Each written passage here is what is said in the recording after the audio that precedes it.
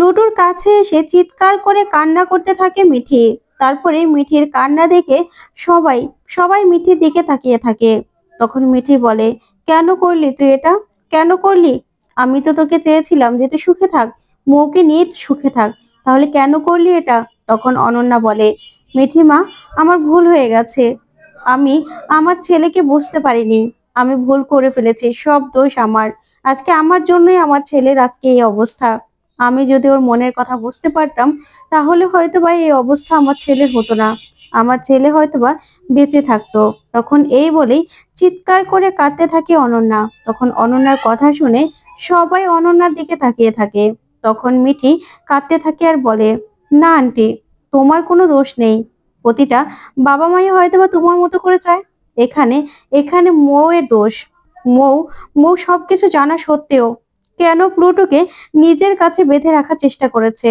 তখনই মৌ কাঁদতে থাকে আর বলে, প্লুটো দেখেছো, আমার দোষ দিচ্ছে সবাই। দেখছো তুমি, আমার আমার দোষ দিয়ে তুমি এভাবে চলে যেতে পারলে? বলো না, উঠে বলো না, সবাইকে বলো যে না, আমার দোষ নয়, তুমি আমাকে ভালোবাসতে। বলো না, আমরা কত স্বপ্ন দেখেছিলাম, আমি কত স্বপ্ন দেখেছি তোমাকে নিয়ে বিদেশে গিয়ে সংসার করব। সব স্বপ্ন তুমি ভেঙে দিলে।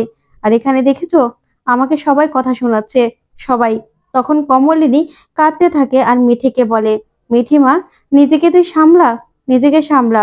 তুই এভাবে কাঁদলেই তো আর প্লুটো চলে আসবে না। প্লুটোর আত্মার শান্তি দরকার, তুই এভাবে কাঁদিস না। তখন কুচি বলে, হ্যাঁ মিঠিমা, তুই কাঁদিস না, কাঁদিস না তুই। তখন এই বলে মিঠিকে সান্ত্বনা দেওয়ার চেষ্টা করে, কিন্তু মিঠি কারো কোনো কথাই শোনে না।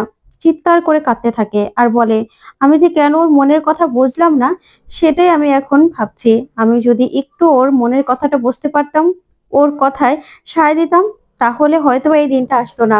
আমি তো আন্টি তোমার জন্য, তোমার জন্য আমি তোমার ছেলের জীবন থেকে সরে গিয়েছিলাম, কিন্তু কি করলে এটা? তোমার ছেলে তো সেই চলেই গেল, চলেই গেল তোমার ছেলে।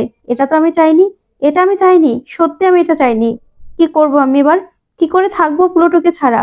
তখনই মিঠির কান্না দেখে কমলিনীও কাঁদতে থাকে আর বলে, ঠিকই তো, আমরাই তো সহ্য করতে পারছি না। মেয়েটা কি করে সহ্য করবে? মেয়েটাও যে সহ্য করতে পারবে না।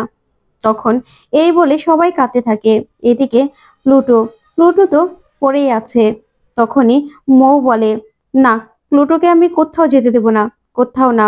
প্লুটো প্লুটো কোথাও যাবে না। তখনই দেখা যাবে অনন্যা বলে, এই মৌয়ের জন্য আজকে এই অবস্থা আমার ছেলের। মৌ আমাকে ভুল বুঝিয়েছিল।